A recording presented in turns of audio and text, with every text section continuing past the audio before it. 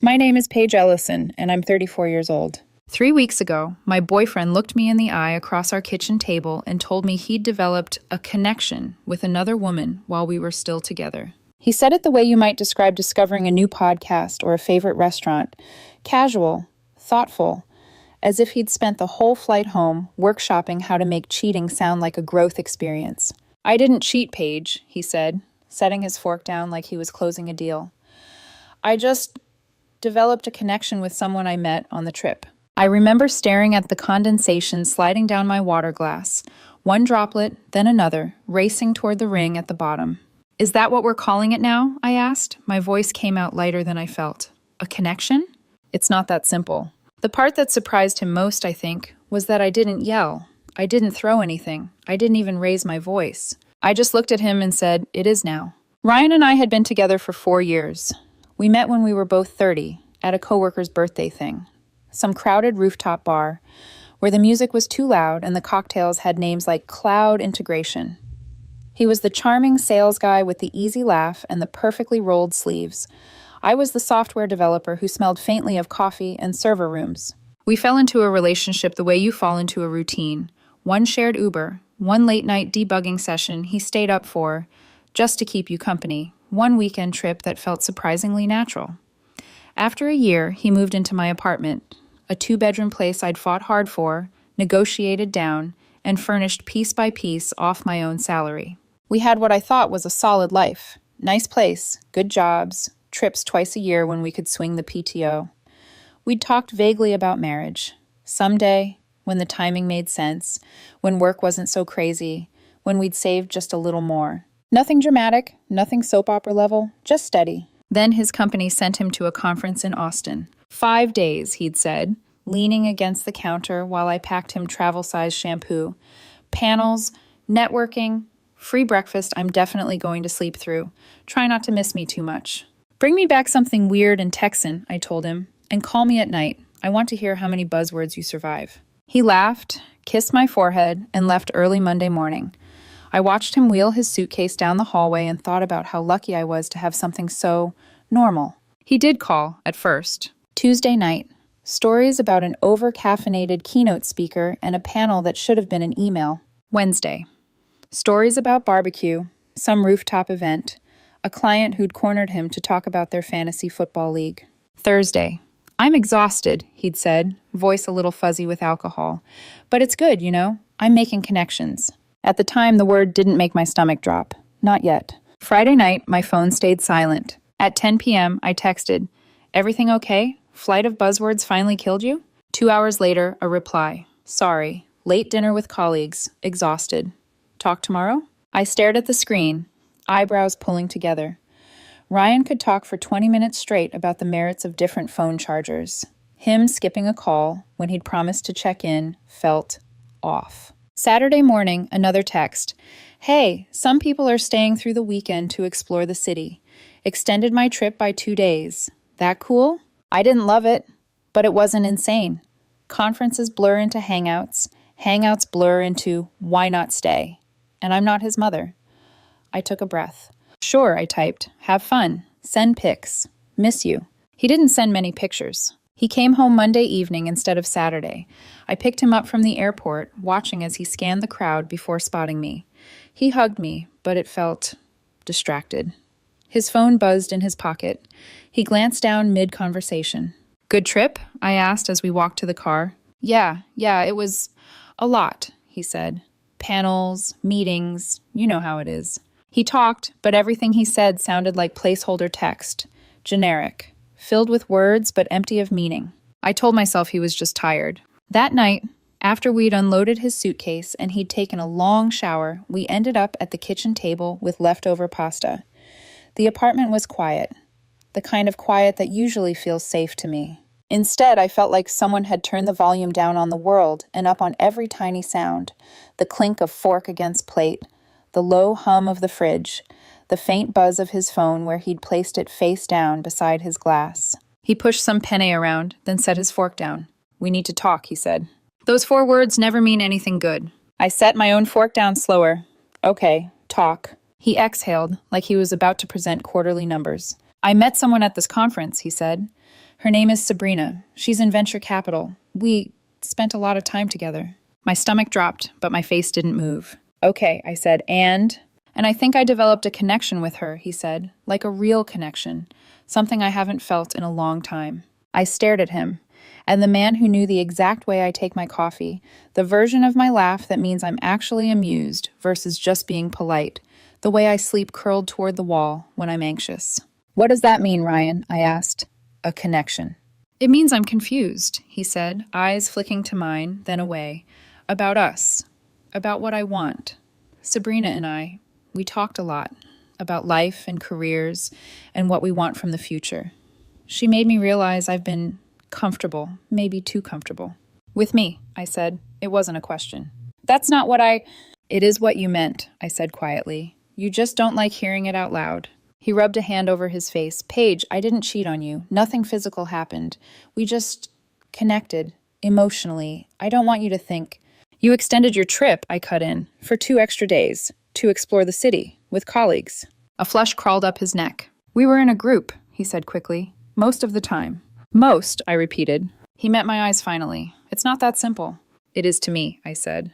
The air between us thickened. I could feel my heart pounding, like my body was trying to sprint while I stayed perfectly still. So, let me get this straight, I said, my voice remarkably calm even to my own ears. You went to a conference. You met a woman. You spent the weekend with her. You extended your trip to spend more time with her. You came home and now you're telling me you've developed feelings and you're confused about our 4-year relationship. But you want credit because you didn't technically have sex. He flinched. When you say it like that, that's literally what happened, Ryan. I'm not even adding adjectives. He leaned forward. Paige, I just need time to sort through what I'm feeling, to figure out what I want. I don't want to throw away what we have. I'm not going to sit here while you audition other options, I said. He stared at me, thrown off script. That's not what this is. That's exactly what this is, I replied. You want to see if this connection goes anywhere while I keep your spot warm in case it doesn't. That's not fair, he said, voice rising for the first time. I'm being honest with you. Most people would have lied. You're not getting a medal for telling me you emotionally cheated in high definition, I said. You developed feelings for someone else. You extended your trip to nurture those feelings. You came home and told me you're confused about us. That is cheating to me, Ryan, whether you took your clothes off or not. Silence. He swallowed. So what are you saying? I'm saying I'm not confused, I told him. If you're in a place where you can fall in love with someone you've known for a weekend, we're done. His eyes widened. Right now? You're breaking up with me right now? Yes, I said. Tonight, now. Paige, come on. We've been together for 4 years. You're really going to throw that away without even... You threw it away when you chose her, I said. You just waited until you got home to inform me. He shook his head like he could dislodge my decision. I just need time. And I'm telling you, I'm not giving it to you, I said. Pack a bag. You can stay with a friend or get a hotel. We'll figure out the rest later. He stared at me like he didn't recognize me anymore. Like I'd suddenly become the unreasonable one in the story he'd written in his head. You're overreacting, he tried. This is... Ryan. I pushed my chair back and stood. My legs felt like they belonged to someone else, but they held. Pack a bag. For 20 minutes, he argued. He insisted nothing physical happened, that I was being dramatic, that I was throwing away something real over something that might mean nothing. I didn't yell. I didn't cry. I repeated the same sentence every time he paused for breath. Pack a bag. Eventually, he did. I watched him shove clothes into a duffel, grab his toiletries, yank chargers from outlets like they'd offended him. He stopped in the doorway, bag over his shoulder, face stormy. You're going to regret this, he said. I leaned against the hall wall, suddenly exhausted.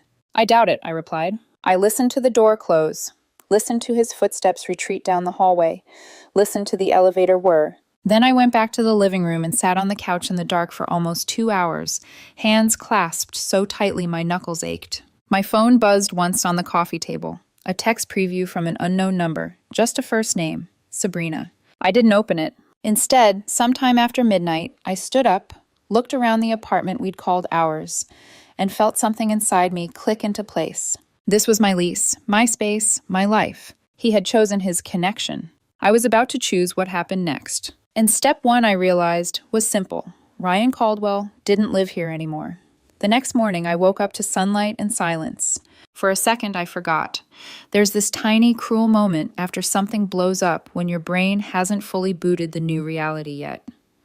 My hand reached instinctively toward the other side of the bed.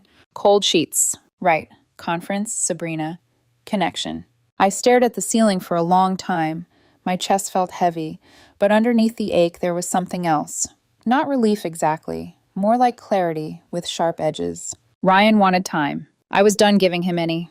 Around 9 a.m., I rolled over, grabbed my phone, and scrolled to my sister's name. Kara answered on the second ring. Hey, what's up?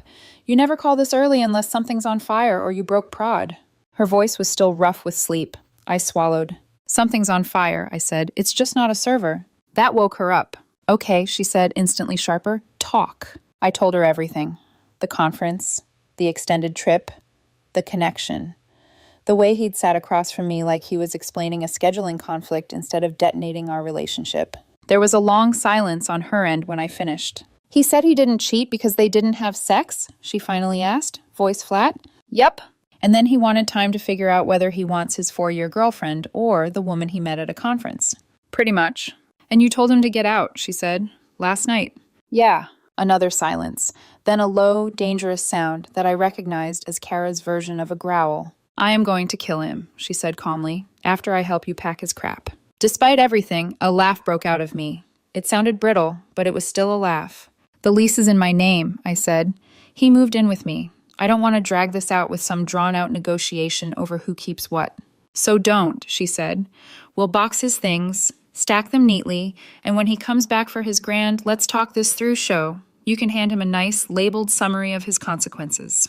I don't even know when he wants to come get his stuff yet, I said. Tell him he can come this weekend, Kara replied. I'm free Saturday. Miles, too.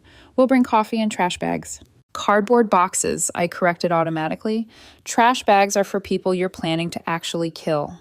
That can be plan B, she muttered. After we hung up, I texted Ryan. You can come pick up your things this weekend. Let me know what time works for you. He replied 3 hours later.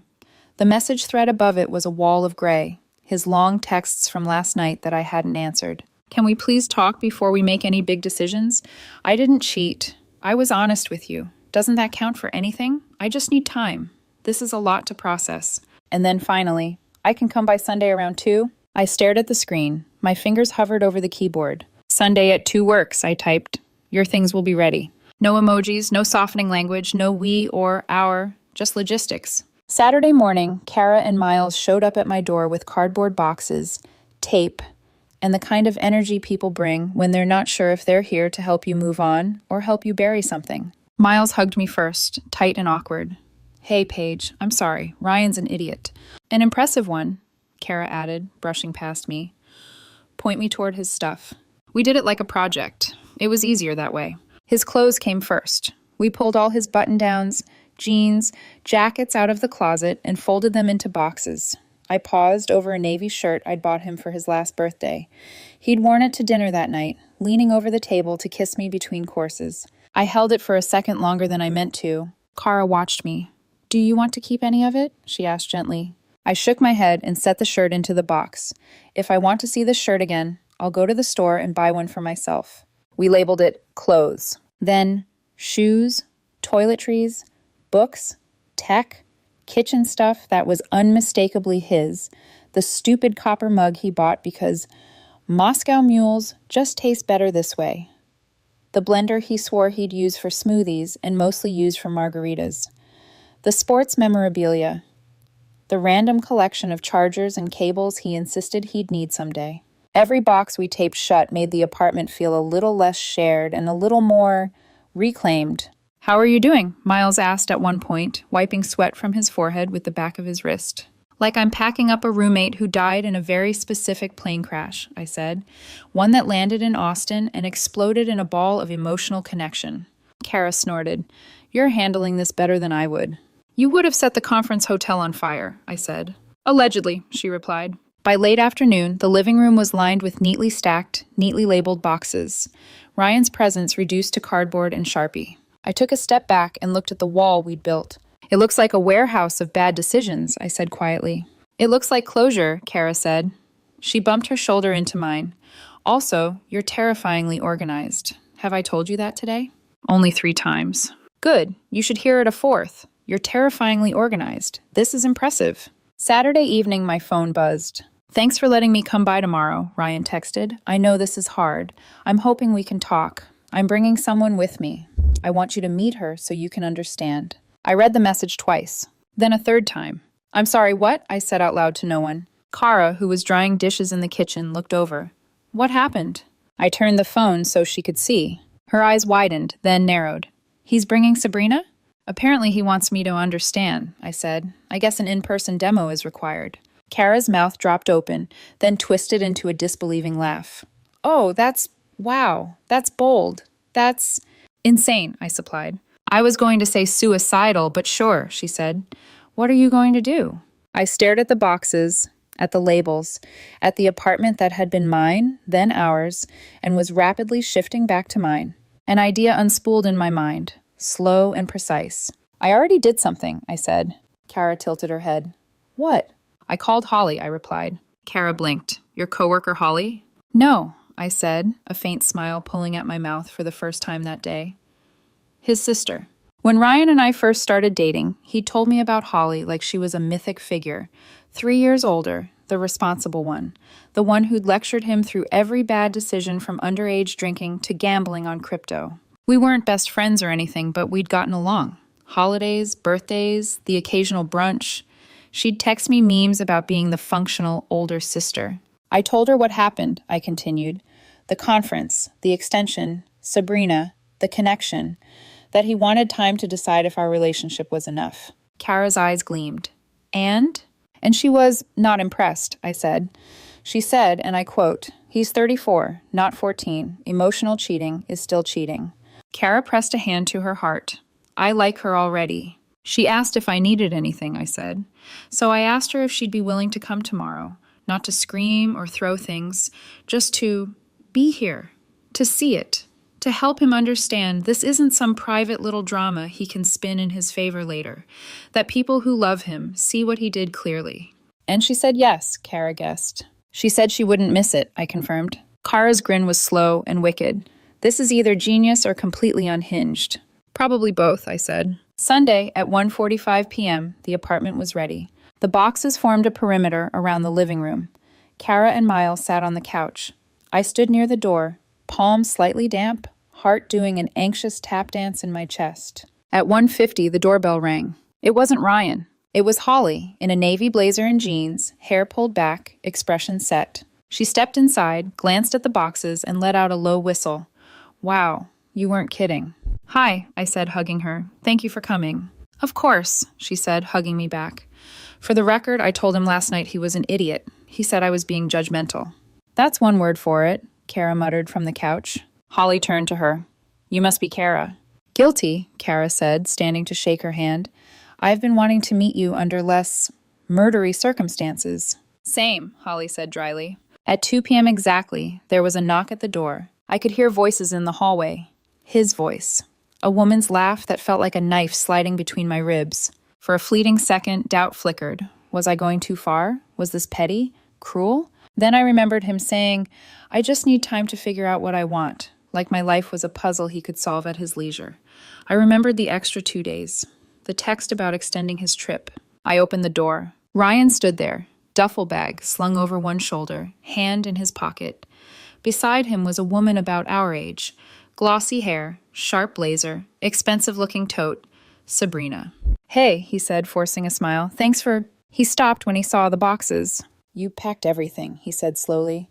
It seemed efficient, I replied, since you don't live here anymore. Sabrina's eyes flicked from the boxes to my face, then back again. This seems a little aggressive, she said, carefully polite.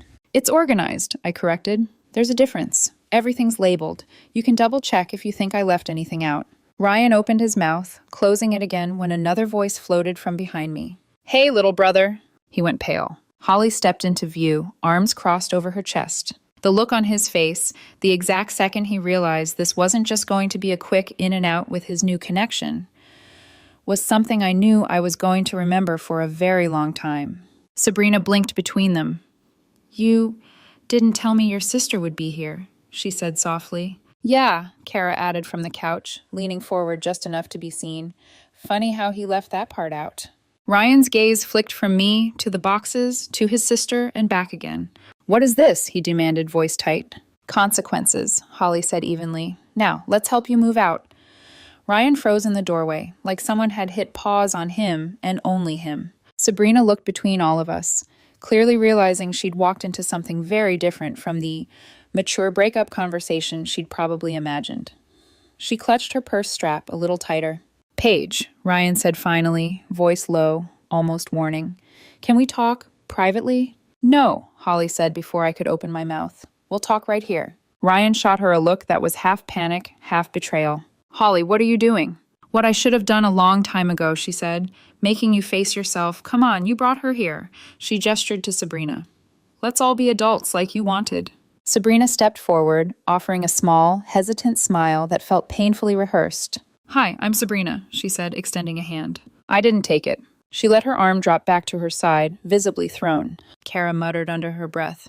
Read the room, honey. Ryan cleared his throat. Paige, I thought if you met her, you'd understand I didn't do anything wrong. I blinked. You brought the woman you emotionally cheated with to my home to prove you didn't do anything wrong. Miles coughed a laugh into his fist. That's not, Ryan started, then stopped, jaw clenching. This is ridiculous. No, Holly said sharply. What's ridiculous is extending your trip to spend time with another woman and then expecting Paige to sit here and process your feelings for you. Sabrina lifted her chin. Ryan told me things were basically over between you two, that you'd grown apart. My eyebrows lifted. Is that what he said? Sabrina shifted, uncomfortable now. He said the relationship wasn't fulfilling anymore. Right, Kara said loudly. We call that rewriting history, sweetie. It's common side effect of cheating. Stop calling it cheating, Ryan snapped, voice finally cracking. Nothing physical happened. Physical cheating is when you betray someone's body, Holly said. Emotional cheating is when you betray their heart. You did the second one. She folded her arms tighter. It counts. The room went silent except for the refrigerator humming behind us. Ryan glared at her. You're supposed to be on my side. When you stop behaving like a teenager in a midlife crisis, I will be, she shot back. Kara stifled a snort. Sabrina looked between them, cheeks flushed. Maybe we should just grab the boxes and go. Great idea, Kara said, already standing. There's a dolly by the door. Labels are alphabetical. Think you can handle that? Ryan's nostrils flared. He stalked toward the first stack. He lifted a box labeled Tech, then froze. Why did you pack the router? He demanded.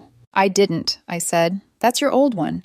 Mine is plugged in behind the bookshelf. I've handled this very carefully. Holly let out a short laugh. She's more organized than you deserve. Sabrina grabbed another box. Clothes, and nearly dropped it. Kara didn't hide her smirk.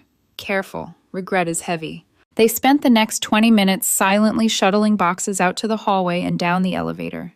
The tension in the air was thick enough to taste. Every few minutes, Ryan would glance at me like he expected me to burst into tears or beg him to stay. I didn't. I stood with my arms crossed, watching like I was overseeing a delivery. At one point, he came back in alone, breathing hard. You didn't have to do it like this, he said quietly. Yes, I said, I did. You blindsided me with Holly. I tilted my head. You blindsided me with Sabrina. That's not the same. It's exactly the same, I said. Except I'm not trying to justify my betrayal. He winced. When the last box was gone, Holly gave me a hug. You deserve better, she said softly. I'm sorry he did this. You didn't do it, I said. Still, she murmured, squeezing a little tighter. If you ever need anything, call me. I will. She turned to her brother. Get your life together, Ryan, she said. This is embarrassing. Sabrina tugged at his sleeve. Let's go. They walked into the hallway. I watched the elevator doors close on the two of them. Sabrina avoiding eye contact, Ryan staring at the floor like he'd finally realized how badly he'd miscalculated. When I shut the apartment door, the air felt different. Quiet, yes, but also clean. Kara walked over and wrapped an arm around my shoulder. You okay? I let out a long breath. I think so. Miles nodded at the wall of empty space where the boxes had been. What now? I looked around my reclaimed apartment. The answer came easily. Now, I said, I changed the locks. I changed the locks the next morning. New deadbolt, new key, new quiet finality. The building's handyman didn't ask questions. He just whistled while he worked, unaware he was sealing the last physical thread Ryan had to my life. By noon, the apartment felt like a place I lived in again, not a museum of memories waiting to accuse me. But the silence had teeth. Every small sound felt amplified: the click of my mug on the counter, the hum of my laptop, the creak of the hallway outside. I'd gotten used to someone else's footsteps, someone else's keys jingling, someone else's scattered energy. Now it was just mine. I made tea, sat on the couch, let the quiet settle, and then my phone buzzed. Ryan. Of course. Ryan. What the hell was that yesterday? Ryan. You ambushed me. Ryan. You made me look terrible in front of Sabrina and Holly. Not cool. Ryan. Can we please just talk without an audience? I ignored the first three. Finally, I typed, "We don't need to talk. Everything needed to be said was said." 3 dots appeared, disappeared, reappeared. Ryan. I didn't cheat, Paige. You keep twisting this. I set the phone down. Letting him talk to the void felt satisfying in a way I didn't expect. But he didn't stop. Ryan. I was honest with you. Can you at least admit that counts for something? Honesty? After spending a weekend nurturing a connection behind my back? No, but I didn't bother replying. Instead, I went for a walk, around the block, down past the bakery where the smell of warm bread always drifted onto the sidewalk, toward the tiny park with the duck pond Ryan always said was too small to be a real park. Walking without him felt strange, like I kept expecting to match his pace, hear his commentary about random joggers, stop so he could point out a dog he liked. But it also felt clearer, like my brain had finally stopped buffering. By the time I got home, there were 2 more texts. Ryan, I meant what I said. I just needed time to figure out my feelings. Ryan, you didn't have to blow everything up this fast. Nerves prickled under my skin. Not anger, not sadness, just certainty. I typed, you extended your trip for her. You hid it. You came home and admitted feelings for someone else. I didn't blow anything up. You did. No response. An hour passed. Another. By evening, my sister Kara texted to check in. Kara, how's the newly purified apartment? Should we smudge it? Light candles? Perform a full exorcism? Quiet, I typed back, almost too quiet. Kara, the peace before the peace. You'll adjust. Me, did Holly text you? Kara, yep. She said thank you for supporting Paige, and also I might strangle my brother with a charger cable someday. A huff laugh escaped me. Kara, she seems cool, keep her in the divorce. It wasn't a divorce, I typed, then paused. Then added, but yeah, I like her. That night, I slept hard for the first time in days. Like my body had finally decided it was safe to shut down for a few hours. The next morning, there was another message waiting for me. Ryan, Sabrina and I are going to cool things off. The distance is too much. She's going back to San Francisco tomorrow. I stared at the message for a long moment. Part of me expected to feel something. Vindication, maybe. Anger. Relief. Anything. But all I felt was tired. He sent another text before I could respond. Ryan, I don't know what I'm doing. I miss you. I locked my phone and slid it into a drawer like he was a piece of clutter I didn't want on my kitchen counter. Because I wasn't going to be his fallback plan. Not now. Not ever. The next few days were unnervingly quiet. No more blow-ups, no more boxes, no more emotional landmines waiting in the hallway. But the story didn't stay contained for long. By midweek, word was circulating through our friend group. Half-hearted sympathy texts began trickling in from people I hadn't spoken to in months. Some were supportive. What he did was messed up. You deserve better. Others hedged. Maybe he was just confused. At least he didn't sleep with her. A connection isn't the same as cheating. Those people got no replies. Because I'd lived this difference, and I knew. Emotional betrayal carves the deepest wounds. Thursday night, Holly texted me directly. Holly, he's spiraling. Holly, trying to play the victim. I'm not in the mood for it.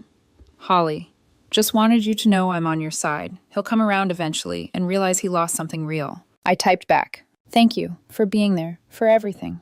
Holly, of course. Call anytime. Even if it's just to vent or send me memes about men making terrible choices. I smiled, a small one, but real. On Sunday morning, exactly 1 week after the move out, Ryan asked if we could meet for coffee. I stared at the message for a long time. Part of me wanted to ignore it forever. Another part knew that loose threads have a way of tangling everything if you don't tie them off.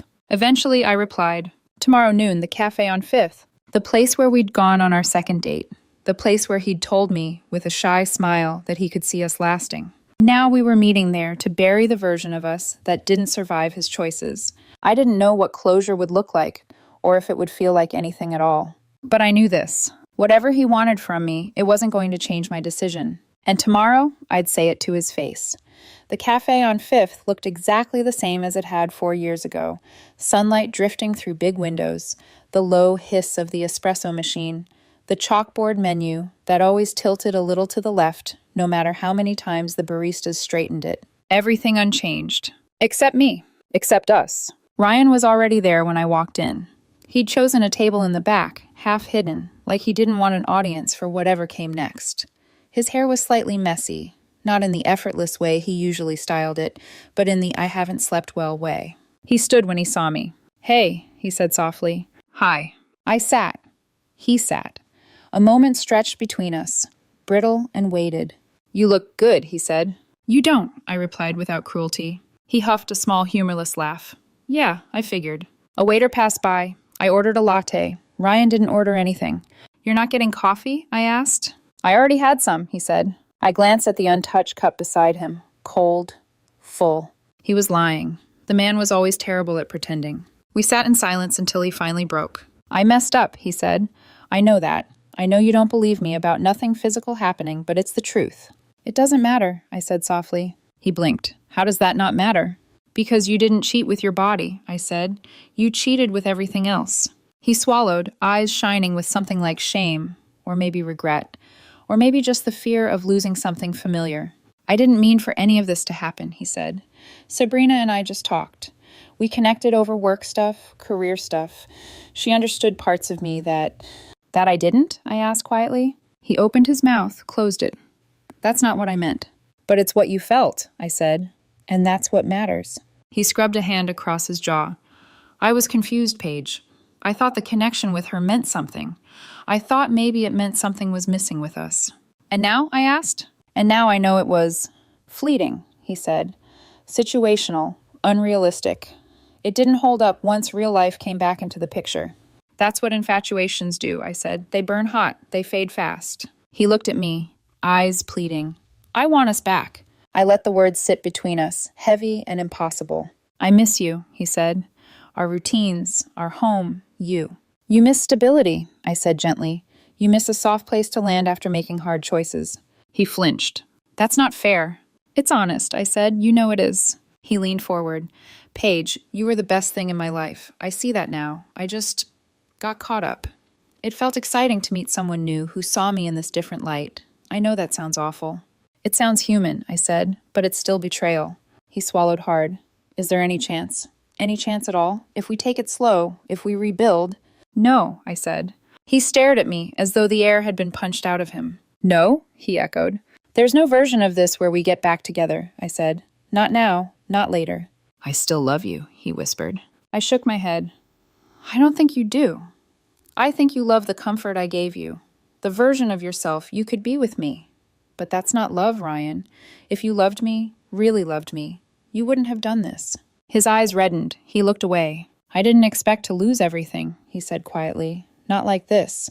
"You didn't lose everything," I said. "You lost me, because you chose someone else while I was still standing right here." He closed his eyes, shoulders caving inward. The waiter brought my latte. Steam curled into the air. I took a sip. Ryan eventually spoke again. "Holly won't talk to me." "She's angry," I said. "But she'll forgive you. Sisters do." "What about you?" I let out a slow breath. "I don't have to forgive you to move on." He nodded, defeated. "So this is goodbye." "It already was," I said. "Today is just the paperwork." A tear slipped down his cheek. He didn't wipe it away. We sat there a moment longer. Two people who used to share a life, now strangers held together by nothing but loose memory. Finally, he stood. "Take care of yourself, Paige." "I will." He hesitated like he wanted to hug me, but he didn't. Couldn't. Shouldn't. Then he walked out of the cafe. I watched him cross the street, shrinking with each step until he was no one I recognized anymore. I finished my latte alone. The world felt quiet again, but not empty this time. Just open. That night I slept without dreaming. 4 months passed. Seasons shifted. The apartment became mine in every way it hadn't been before. I moved the couch, replaced the dining table, bought plants I actually kept alive. Holly and I had coffee a few times. She apologized more than she needed to, but I understood. It wasn't her guilt to carry. Ryan and I didn't speak. Once at a coffee shop downtown, I ran into Sabrina. She was alone. She looked startled, then guilty. Then she left her order on the counter and walked out without a word. I didn't chase her. A few weeks later, Ryan sent one last message. Ryan, I hope you're doing well. I think about you sometimes, about what we had. I'm sorry I ruined it. I stared at it for a long moment. Then I put my phone down. Didn't respond. Didn't need to. Some things don't require closure, just distance. Tonight, I'm sitting on my couch with the windows open. The city is humming softly outside. The air smells like rain and new beginnings. Sometimes I think about that moment when Ryan walked in and saw Holly standing beside those labeled boxes. The shock in his eyes. The realization that his actions weren't private. They had witnesses. They had consequences. It wasn't revenge. It was clarity. And clarity is something I don't lose anymore. My apartment is warm. My life feels steady. I'm dating again. Nothing serious yet, but different this time. Clearer. I know what I'm looking for, what I won't tolerate, what's real, what I deserve. Life goes on. And honestly, it's going on beautifully without him.